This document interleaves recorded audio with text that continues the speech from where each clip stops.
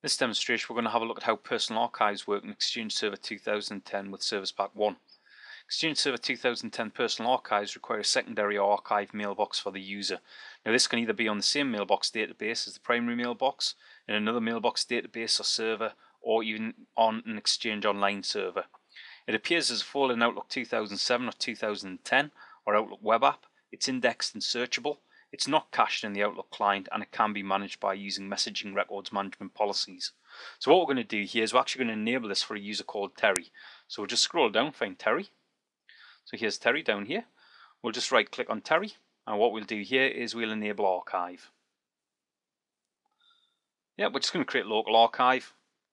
Click OK.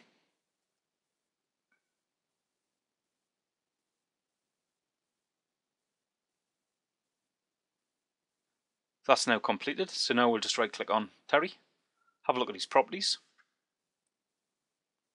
And if we just have a look at his mailbox settings now, what we should be able to find is we can go into our archive quarter, just click on the properties of archive quarter, and we can specify a quarter purely for the archive folders. What I'll do is I'll just also enable it for user Paul West. So we'll enable archive, and as you can see here, again I can create a local archive, or at this point here I could select a specific mailbox database rather than having one selected automatically. So what I might decide to do with Paul is actually stick his archive onto mailbox database 2. The other option I've got here is to actually create a remote hosted archive as well, and this would be, as we can see here, using Microsoft's online services. So what we'll do here is we'll actually just create Terry's on mailbox database 2 and click OK, just to prove we can actually create one of these archive mailboxes somewhere else. So the next thing we'll do here is we'll just go to the management shell and just do a get-mailbox Terry and format his list, and just review the archive name and archive quarter settings. Alright, so into the Exchange management shell, so what we're going to do here is we're just going to verify that everything is set correctly, so we'll do get-mailbox.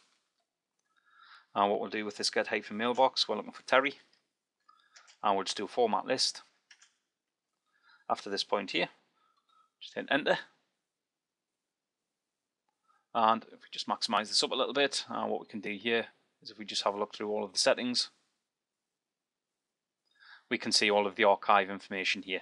So we can see his archive mailbox database, we can see the database, currently where it is, we can have a look at quarter and the warning quarter as well. So that's all now done. So the next thing we'll do is we'll just go on to a Windows 7 workstation which has Outlook 2010 and just verify we can see Terry's archive mailbox. Okay, in Microsoft Outlook 2010 what we can see is we can see the archive folder for Paul, so which was one of the users we set up the archive for. And what we'll also do as well is we'll just come into Internet Explorer, and within Internet Explorer what we'll do is we'll just open up Outlook web app as well and verify that we can see those folders through Outlook web app. This time we'll log in as Terry.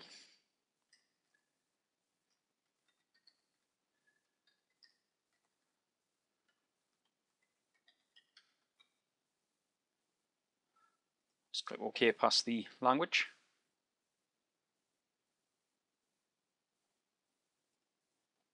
And what we can see here is we can see the online archive for Terry. So that proves yet again that the archive mailbox is working correctly. And that's the end of this demonstration. Thanks very much.